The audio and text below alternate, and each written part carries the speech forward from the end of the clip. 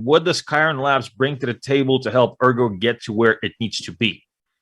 So what do you think? What is your perspective on this? So I guess it all depends on what the person, and thank you for the question, believe. I'd love to know a little bit more where they think Ergo needs to be, and then I can answer a little bit better in context. But I guess generally, what a market maker does and what Chiron Lab does specifically is provide liquidity to the ERG asset at different price points where there has been historic levels of interest. And what we do is we're essentially like one of the arteries of the market where we carry kind of liquidity, or we allow the flow of liquidity, which is just buying and selling freely so that people have a liquid asset. And that increases the level of usability for it, especially as you continue to add more utility functions to the coin. You're going to need the ability for people to move in and out freely. So being able to carry those or be a funnel for those orders on both sides of the books, bid and ask or buy and sell, is super critical to supporting the utility function of the coin over time. So that's one thing we do. Another thing we do is we provide a lot of market insights to the team, technical analysis, and we look at the bigger macro conversation, because you can't just look at the Ergo markets in a vacuum and expect them to not be pulled through by the gravity of the bigger market. And then Bitcoin itself is pulled by the gravity of the larger global economy. So there's a lot of different layers to a live trading market that you have to keep into perspective or keep a track of, or you could get in a situation where you're fighting bigger market drivers, which is a losing battle, putting you at a deficit or disadvantage.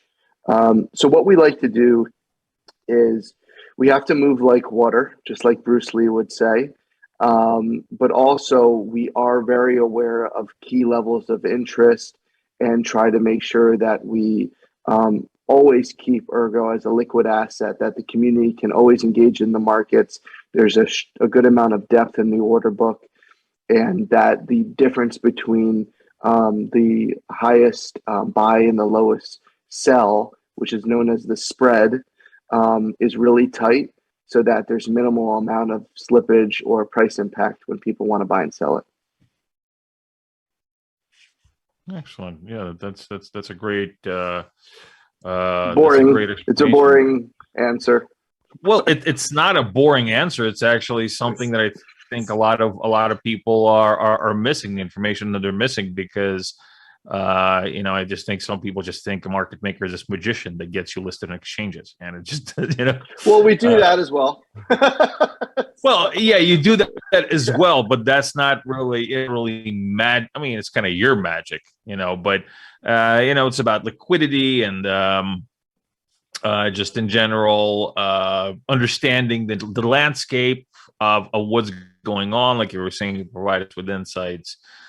Let me touch on the exchange situation and what a market maker can and will do for its partners.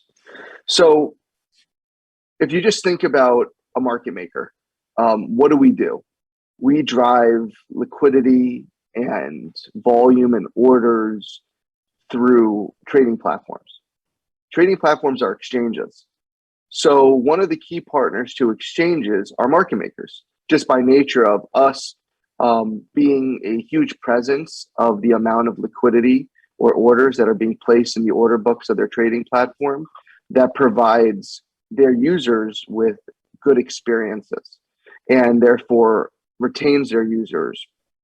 So for them, the more the market maker they're working with interacts and the more projects that they work for and the more liquidity they provide, the more value they're driving to the platform, the more important it is to be a good working partner with them. So it really all boils down to relationships at the end of the day. The magic of life and human beings are relationships, right? When you provide value to somebody, they provide value back to you. So as Chiron Labs has grown a network effect and now has 65, 70 clients that we work with, you know, on a daily basis in parallel, and we could have 200, 300 clients with the demand, but we just don't feel like we are at scale to service that many people. So it's way more qualitative for us than quantitative. So since we have that value that we're driving through markets as a byproduct of what we do day in, day out, a lot of the exchanges are really keen to kind of work with us because they know that when we do bring a partner onto their platform, we're going to make sure that the market's professionally made. There's going to be a sufficient amount of liquidity there, and we're there for the long haul, which to them is really important to know that when somebody does enter the market, that they're there for the long haul and they're going to provide that liquidity for their community, not just a community that's native to the asset, to the ecosystem, to the project, but to the greater community that they're going to be introducing and essentially recommending you to by proxy of putting you on their platform. That's a vote of confidence saying we believe that this is something that you could or should trade in. So that's just the dynamic between it. It all boils down to people being people, relationships, and organizations working together mutually.